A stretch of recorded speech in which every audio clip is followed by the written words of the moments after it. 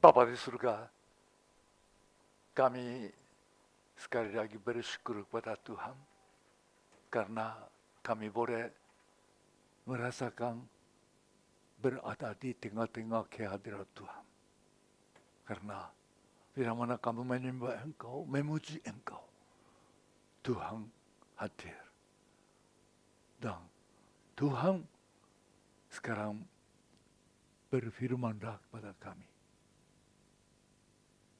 Firman-Mu penuh dengan kasih dan kuasa. Allah Bapa telah menciptakan langit dan bumi dengan hanya satu kata. Tuhan Yesus telah membangkitkan orang mati dengan hanya satu kata. Dalam perkataan Tuhan, dalam firman Tuhan ada kuasa. Tuhan berfirman-Nya menyegarkan, menguatkan, menghiburkan kami sebagai umat-Mu. Dan utuslah kami dari sini ke tempat masing-masing. Jauhkan segala gangguan. Tolong hamba yang kecil dan terbatas ini.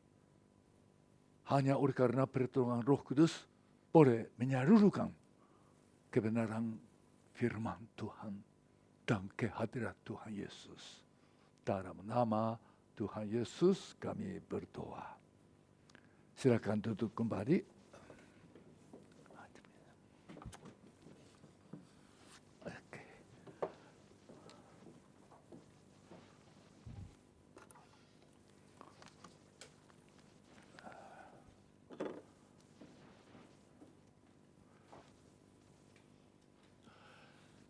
Selamat hari Minggu dan selamat beribadah dalam kasih karunia Tuhan Yesus. Tema tahunan untuk kita pada tahun 2025 adalah generasi beriman, alat kebenaran.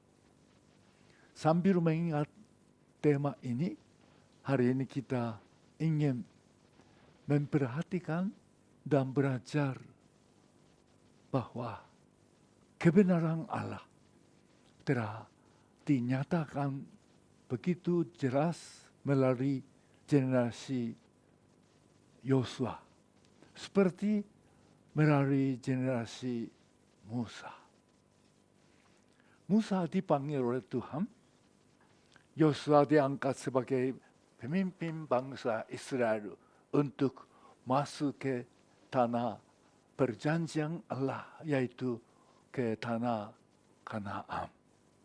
Tetapi ada rintangan besar bagi mereka karena harus menyeberang sungai Yordan yang ada di perbatasan antara tempat bangsa Israel ada dan tanah Kanaan.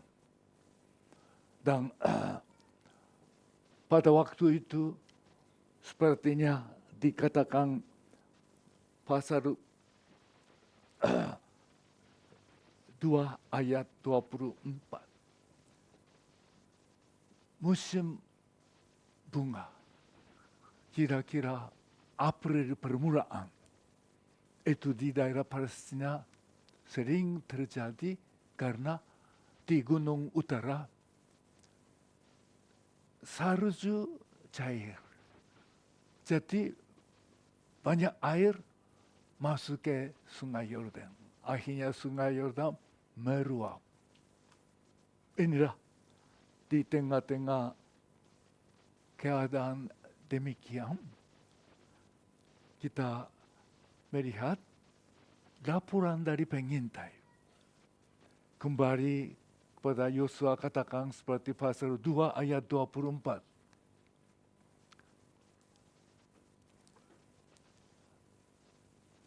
Kata mereka kepada Yosua, Tuhan telah menyerahkan seluruh negeri itu ke dalam tangan kita, bahwa seluruh penduduk negeri itu gemetar menghadapi kita. Laporan positif ini betapa menggembirakan Yosua. Dan Yosua dan pemimpin bersemangat menyeberang sungai Yordan, masuk ke tanah yang sudah dijanjikan. Tetapi bagaimana bisa menyeberang sungai Yordan yang sedang meluap tanpa jembatan, tanpa kapal dan perahu. Disitulah ada Tuhan menguatkan iman mereka. Yosua memerintah kepada bangsa Israel melalui pengatur pasukan seperti ayat 3. Dikatakan, imam angkat tabut perjanjian Tuhan dan masuk ke sungai Yordan, berdiri, dan bangsa Israel bisa menyeberangnya. Ini dalam kejadian ini, tabut perjanjian sangat penting dan berperanan. Tabut Tuhan ini bagaimana dibuatnya dan fungsinya ada keterangannya dalam kitab Keluaran pasal 25. Di situ kita dapat mengerti tabut perjanjian tidak begitu besar. Dibuat dengan kayu penaga, bahasa Jepang akasia. Ini hanya tingginya 1,5 hasta, 66 cm. Dan lebar juga demikian. Dan panjangnya 2,5 hasta. 1 hasta adalah 44 cm. Jadi kira-kira 110 cm. Ya, 1 meter lebih lah. Maka panjangnya kira-kira ini, tingginya ini, lebarnya begitu. Ini. Dan itu semua dalam luar dibungkus dengan emas murni. Dan tutupnya disebut penutup perdamaian. Dan di dua ujung ada kerub dan bersayap. Seperti menaungi tabut perjanjian itu dengan sayapnya. Ini adalah lambang kehadiran Tuhan. Dan ini bagaimana berfungsinya? Kita melihat Keluaran pasal 25 ayat 22. Dan di sanalah aku akan bertemu dengan engkau, dan dari atas tutup pendamaian itu, dari antara kedua kerub yang di atas tabut hukum itu, aku akan berbicara dengan engkau tentang segala sesuatu yang akan kuperintahkan kepadamu untuk disampaikan kepada orang Israel. Dari tabung perjanjian Tuhan itulah Tuhan mau bertemu dengan Musa dan umat Israel. Tabut perjanjian ini ditaruh di tempat maha suci dalam kemah. Maka kemah itu disebut apa? Kemah pertemuan. Bukan Tuhan hanya bertemu menampakkan diri, tapi disitulah Tuhan katakan, aku berbicara dengan engkau. Tentang apa? Segala sesuatu yang kuperintahkan kepadamu untuk disampaikan kepada orang Israel.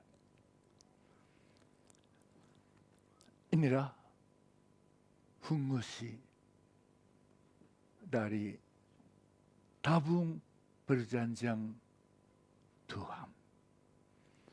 Dan bukan saja hanya Tuhan bertemu, menyertai, berbicara, tapi Tuhan menyatakan kuasanya, kekuatannya, kemuliaannya melalui tabung perjanjian Allah ini. Seperti waktu bangsa Israel menerima 10 hukum Taurat dan hukum-hukum kepada Musa, mereka mulai berjalan di depannya tabung perjanjian Allah. Dari situlah bangsa itu mengikutinya. Seperti dalam Bilangan pasal 10 ayat 33 dikatakan demikian. Bilangan pasal 10. Lalu berangkatlah mereka dari gunung Tuhan dan berjalan 3 hari perjalanan jauhnya. Setan tabut perjanjian Tuhan berangkat di depan mereka dan berjalan 3 hari perjalanan jauhnya untuk mencari tempat perhentian bagi mereka. Dan tabung perjanjian Tuhan inilah diusun, diangkat, berjalan menghadapi Yeriko. Setiap hari berjalan-jalan, hari yang ketiga 7 kali berjalan. Yeriko roboh. Itulah tabung perjanjian Allah adalah bukan hanya lambang, tapi betul-betul di situ ada Allah yang hidup, bekerja, berkuasa. Dan kita ingat kejadian tabung perjanjian itu pada waktu tabung diambil oleh musuh kuat suku Kristen. Apa yang terjadi?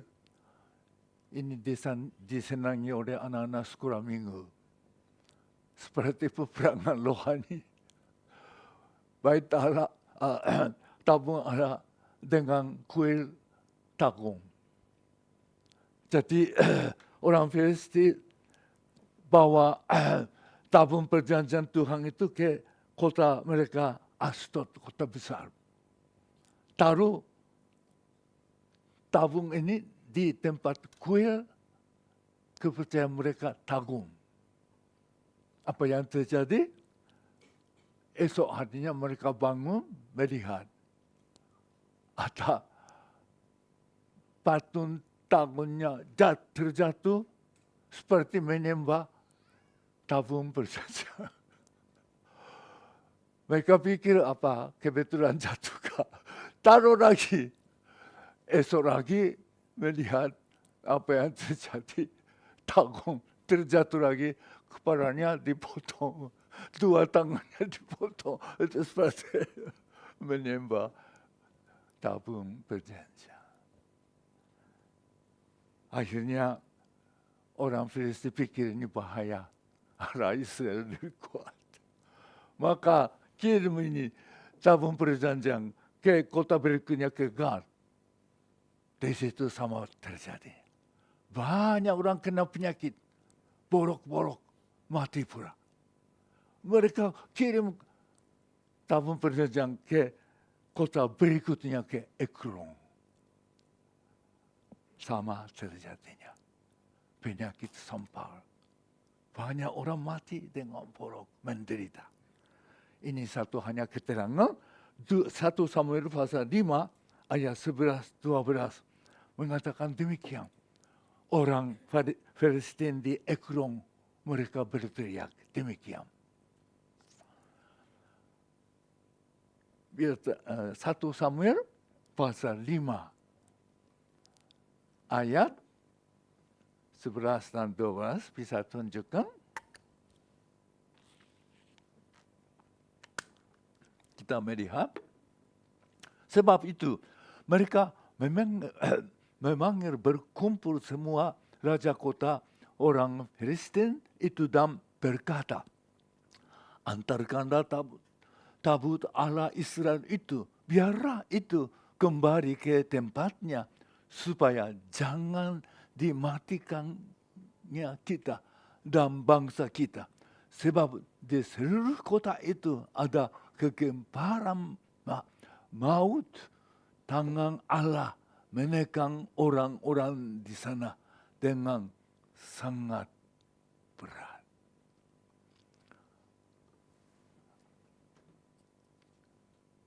Tabut perjanjian Tuhan adalah bukan hanya lambang kehadiran. Tuhan ada di situ, Tuhan bertindak.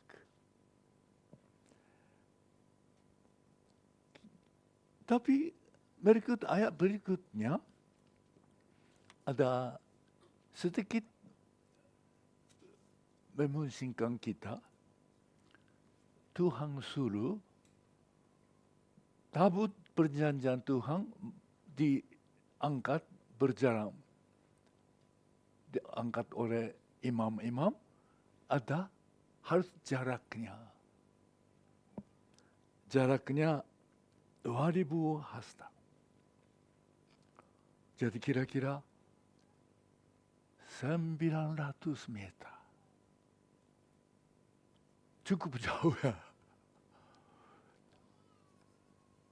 Tapi kita mengingat mereka berjalan dari Gunung Sinai, terus putar di daerah padang gurun, pindah selama hampir 40 tahun. Tiba di dekat Sungai Yordan. Jadi sekarang cari di mana Sungai Yordan bisa menyeberang. Sungai Yordan ada. Menurut ahli sejarah, kira-kira mereka tiba di situ, dari situ 25-30 kilo hulu terjadinya tanah longsor. Maka Sungai Yordan tertutup dan meluap. Ini di dalam sejarah. Apakah ini sama dengan kejadian ini? Tidak tahu. Tapi jelasnya firman Tuhan itu dibuat oleh Tuhan. Tapi dalam sejarah mungkin ada seperti kejadian itu. Jadi mereka cari tempat menyeberang puluhan kilo. Itulah dari mana menyeberang baiknya. Tuhan memimpin.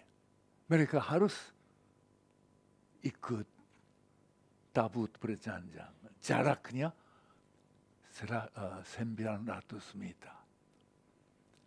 Kalau di padang gurun 900 meter itu kira-kira jarak yang masih kelihatan. Lebih jauh mungkin susah melihat. Mengapa ya? Itulah disebut jarak kehormatan.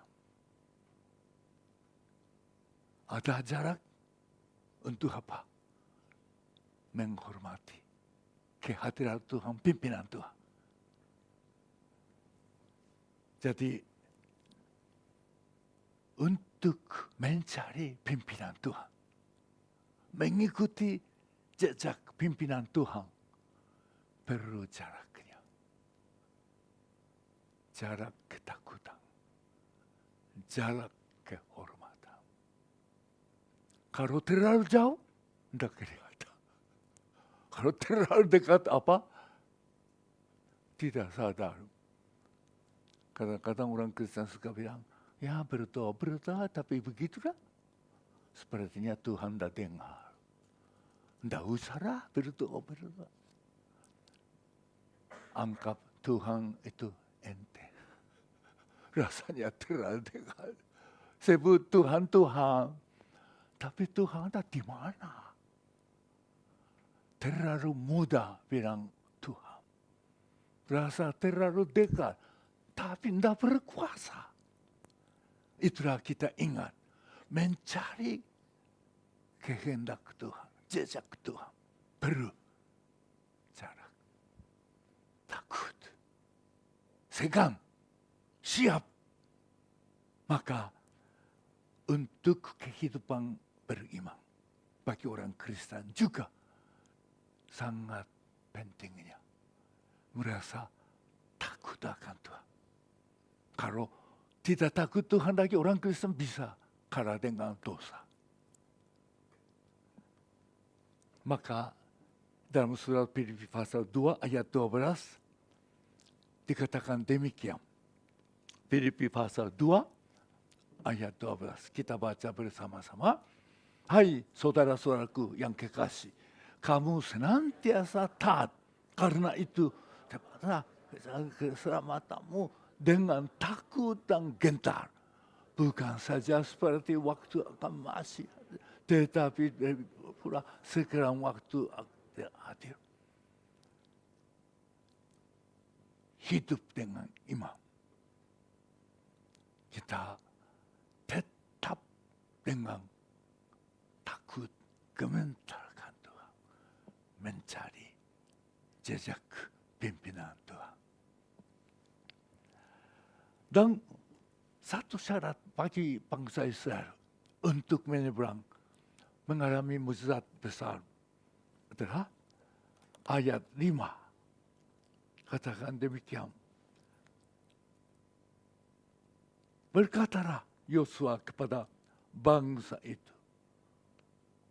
kuduskanlah dirimu, sebab besok Tuhan akan melakukan perbuatan yang ajaib di antara kamu. Kuduskan itu kadesh bahasa Ibrani-nya artinya memisahkan. Bahasa Jepang ciri hanas, potong dan pindahkan. Separate. Jadi istilah ini latar belakang kitab Imam At-Tirmidzi tentang menguduskan diri. Ketetapan untuk menguduskan diri adalah biasanya di situ ditulis dalam Imam At-Tirmidzi pasal 19. Itu membersihkan baju dan menyucikan tangan, menyucikan tubuh dan menjauhkan dari hubungan seksual. Ini ketetapan untuk kesucian. Yosua suruh kuduslah dirimu. Bukan hanya melaksanakan ketetapan kesucian itu pentingnya. Bangsa Israel menghadapi sungai Yordan. Mau menyeberang. Bagi mereka perlu apa? Bukan cari-cari kayu, batu, bikin jembatan. Menguduskan diri. Artinya, melepaskan diri daripada pikiran kebiasaan-kebiasaan adat. Membedakan diri. Separate dari apa yang ada. Artinya, hanya menghadapi Tuhan. Percaya hanya Tuhan dengan segenap hati, segenap jiwa. Bergantung pada Tuhan, percaya Tuhan. Ini maksudnya. Kalau begitu, bagi kita juga menghadapi rintangan, masalah,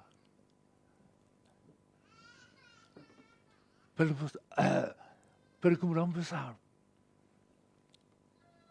ada arti. Kita juga perlu menguduskan diri. Sebaliknya, kalau tidak ada masalah, tidak ada tantangan, kita merasa tidak pikir perlunya menguduskan diri. Maka bagi orang Kristen ada masalah, ada tantangan. Disitulah ada kesempatan menguduskan diri. Hanya memikir Tuhan. Hanya bergantung kepada Tuhan. Daripada hidup biasa-biasa, apalagi di Jepang begitu sibuk-sibuk. Mengasingkan diri di hadapan Tuhan. Menginstruksi diri sendiri. Dalam kehidupan, kebiasaan, kesibukan, pekerjaan. Apakah ada yang hal-hal kebiasaan-kebiasaan tidak menyenangkan hati Tuhan. Kalau kita hidup enak-enak bagaimana, sibuk-sibuk. Tapi ada masalah, itulah bagi orang Kristen. Indahnya mengasingkan diri. Kesempatan menguduskan diri. Disitulah Tuhan berbicara, menyeberanglah. Maka menguduskan diri Yosua, bangsa Israel. Di situ Tuhan janji, kasih jaminan. Tuhan katakan apa? Ayat berikutnya, dan kepada para imam itu Yosua berkata, demikian angkatlah tabut perjanjian dan menyeberanglah bangsa itu. Maka mereka mengaku tabung perjanjian dan berjalan di depan bangsa itu. Dan Tuhan berfirman kepada Yosua hadimnya, aku mulai membesarkan namamu di mata seluruh orang Israel, supaya mereka tahu bahwa seperti dahulu aku menyertai Musa, demikian aku akan menyertai engkau. Mereka menguduskan diri. Disitulah Tuhan kasih janji, menjaminkan Yosua sekarang melalui kejadian ini jadi namanya besar. Seperti Musa disertai oleh Tuhan dan membuat mukjizat. Walaupun Yosua sudah jadi memimpin bangsa Israel, tapi masih muda. Perlu seperti Musa disaksikan kebenaran kuasa Allah secara nyata. Maka melalui kejadian menyeberang sungai Yordan inilah Yosua namanya besar, artinya kepercayaan dari bangsa Israel jadi besar, kokoh. Seperti Musa waktu menyeberang Laut Merah. Melalui kejadian itu, nama Musa, kuasa Musa jadi besar. Sepenuhnya dipercaya oleh bangsa Israel. Demikian terjadinya bagi Yosua. Maka melalui ini Tuhan membesarkan nama Yosua. Artinya membesarkan, mengkokohkan kewibawaan rohani. Kuasa rohani. Bukan dengan hanya kata-kata, tapi dengan nyata. Untuk kewibawaan rohani, ini perlu pengalaman. Kami ada pengalaman indah di Kalimantan Barat. Pertama kami mulai di Sintang, belum tahu apa-apa, belum tahu orang kenal kami juga. Hanya ada orang kampung datang minta obat, minta memperbaiki speedboat macam-macam. Minta beli beruang, burung. Baik, akhirnya haraman kami jadi seperti taman binatang. Hanya kami tolaknya mereka bawa anak-anak ular, kami tolak ke Indonesia. Akhirnya dapat mereka mau jual orang hutan, wah kami serang dari 2 ekor. Mereka hanya tahu ini orang Jepang, orang Jepang aneh-aneh, tak punya apa-apa. Kami pertama ingin jadi kampung, ada kota Sintang, Sungai Kapuas, Sungai Merawi. Ini tengah-tengahnya Sintang. Mudik Sungai Kapuas, kira-kira setengah jam. Ada sungai kecil yang pertama, namanya Sungai Kebio. Saya enggak lupa namanya ini. Ada lucu dengan bahasa Jawa, Kebio. Kebio itu sakit itu pura-pura. Lucu. Sungai sakit itu pura-pura. Kebio. Bersaksi di kampung kecil yang pertama Sedaun. Waktu kami pulang, ada batang seperti balok merintang itu Sungai Kebio. Jadi kami tanya pada orang kampung itu mengapa anda potong? Mereka bilang takut. Kalau potong hanya tukang kayu itu ada bahaya. Banyak kepercayaan mereka. Jadi waktu kedua kali masuk bawa kapak. Jadi potong hanya supaya lewat bebas. Orang kampung dia takut. Tapi tidak terjadi apa-apa. Mereka baru percaya ini. Oh, orang Jepang ini ada kuasa. Anak banyak hampir mati. Kami doakan. Berikutnya kami pergi masih hidup. Kalau di Jepang ini kurang terjadi. Karena orang Jepang dan itu jatuh sakit, tidak minta doa pendeta. Hanya bergantung sepenuhnya ke dokter, rumah sakit. Baik juga. Orang Kristen juga kadang-kadang gitu. Tapi kami banyak senangnya di Indonesia, banyak orang Kristen suka datang ke pendeta. Minta doakan. Kalau ada imam, ada jawaban juga. Kalau tidak minta, Tuhan juga mungkin diam. Itulah kami melalui peranan demikian dipercayai. Karena ada kuasa Tuhan.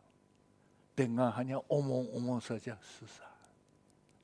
Karena di kampung-kampung di pedalaman masih belum ada sekolah. Kebanyakan buta huruf. Tapi melihat kenyataan kuasa Allah. Itulah Yosua. Namanya dibesarkan melalui kejadian ini. Kita juga jangan hanyut dengan pikiran di budaya Jepang. Kalau kena sakit, ya perlu rumah sakit dan biaya pun bisa diringankan dengan asuransi. Tapi kita ingat, ada kita sakit, ada teman sakit. Ini satu kesempatan. Kalau teman-teman di tempat kerja, kita mau bersaksi tentang agama Kristen, mereka tidak suka dengar tentang agama. Tapi dia sakit-sakitan. Coba kita, boleh saya mendoakan. Dia bingung. Kok orang Indonesia aneh ini mendoakan saya. Tapi itu cobalah. Cobalah di tempat. Jadi kesempatan. Banyak saudara-saudara melayani di rumah jompo. Nenek kakek, ini kebiasaannya apa? Ngomel. Sungguh-sungguh, marah-marah, nangis. Kalau mereka sampai satu, hanya pribadi, boleh saya berdoa. boleh berdoa. Boleh berdoa. Jangan terlalu terang-terang di rumah jompo umum. Kecuali rumah jompo Kristen. Berdoalah. Apa jadi sembuh atau tidak tahulah. Tapi kita berdoa. Tuhanlah bertindak. Karena Allah kita, Allah hidup. Amin. Allah hidup. Cobalah. Kita bersaksi kepada orang Jepang tidak gampang. Karena pikiran mereka, adat mereka sudah seperti dikasih konkret, aspal. Dengan agama Buddha, agama Shinto, macam-macam. Perlunya kuasa Allah dinyatakan. Seperti melalui Musa, melalui Yosua, melalui jemaat Kristen. Akhirnya ayat 9. Mereka menyeberang. Melalui itulah disebut Allah adalah Allah semesta alam. Kita melihat ayat 11. Sesungguhnya tabut perjanjian Tuhan semesta bumi berjalan menyeberang di kamu masuk ke sungai Yordan. Ayat 13. Sekira sesudah kaki para imam mengangkat tabut Tuhan, Tuhan semesta bumi berhenti di dalam air sungai Yordan. Disebut tabut Tuhan semesta bumi. Melalui pengalaman ini, mereka mengerti Tuhan adalah Tuhan semesta alam. Dan Tuhan itu ada di mana? Ayat 10. Lagi kata Yosua, dari hari inilah akan kamu ketahui bahwa Allah yang hidup ada di tengah-tengah kamu.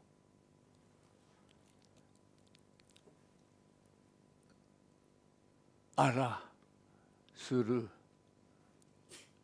mereka berjalan dengan tabutnya sebagai lambang kehadiran Allah. Mereka mengalami menyeberang. Di situ mereka mengerti, mengalami Allah yang ada di tengah-tengah mereka adalah Allah semesta dunia, semesta bumi, seluruh yang ada di dunia di atasnya ada Allah. Bukan hanya di dalam tabung perjanjian, Allah di atas semesta bumi. Betapa baiknya kita juga baik melalui Musa, pengalaman Musa, melalui pengalaman Yosua, melalui bangsa Israel dalam sejarah panjang, dan melalui mujizat dibuat oleh Tuhan Yesus dan jemaat semula. Itulah menguatkan kita. Tuhan Yesus telah bangkit dan antara umat masuk ke kamar yang terkunci. 2 minggu yang lalu kita belajar firman Tuhan melalui Evangel Samuel. Tuhan Yesus ada di mana? Di tengah-tengah mereka takut-takut kunci semua. Tuhan Yesus masuk berdiri di tengah-tengah. Katakan, damai sejahtera bagi kamu. Terimalah Roh Kudus. Aku mengutus kamu seperti Bapa mengutus aku.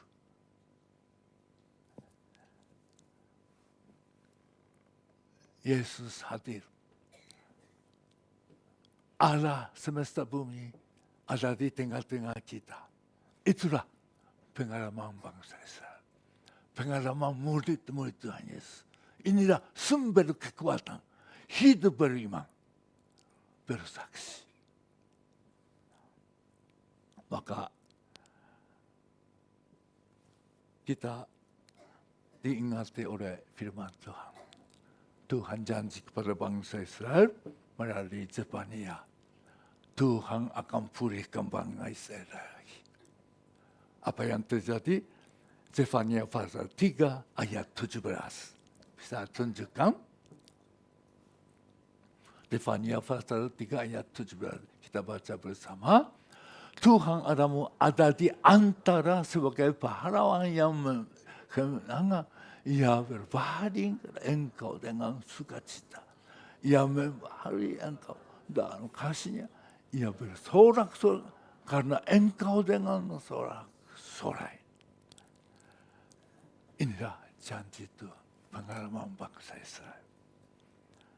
Terakhir kita ingat Mazmur pasal 16 ayat 8, 9, 11. Inilah pengalaman Mazmur. Di dalam menyembah Tuhan, memandang Tuhan. Tuhan ada di mana? Di tengah-tengah. Apa yang dia mengalami.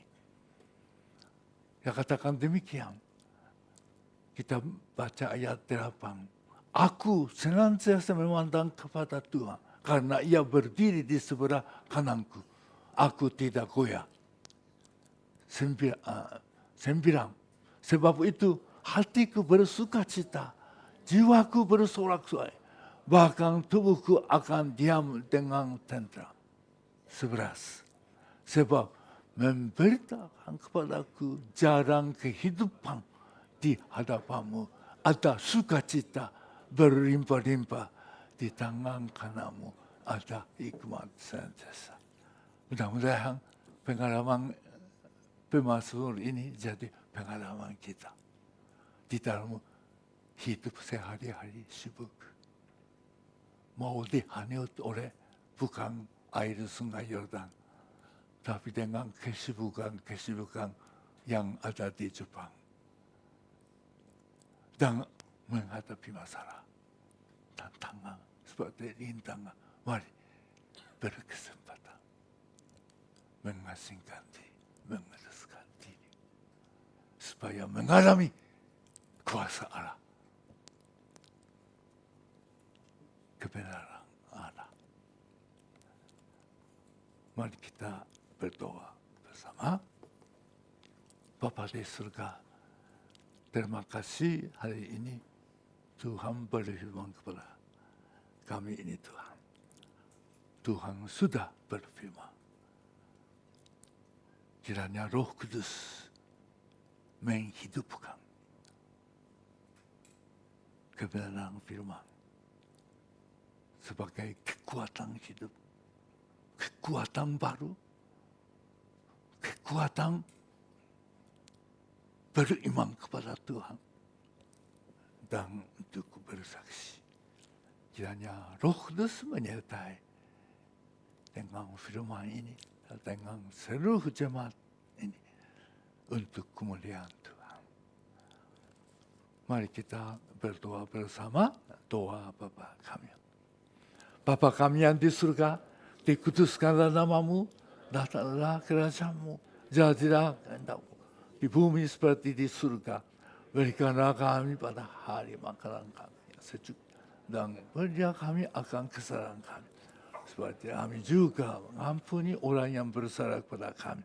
Dan janganlah membawa kami ke dalam pencobaan, tetapi lepaskanlah kami daripada yang jahat. Karena Engkau yang mempunyai kerajaan, dan kuasa, dan kemuliaan sampai selama-lamanya. Amin.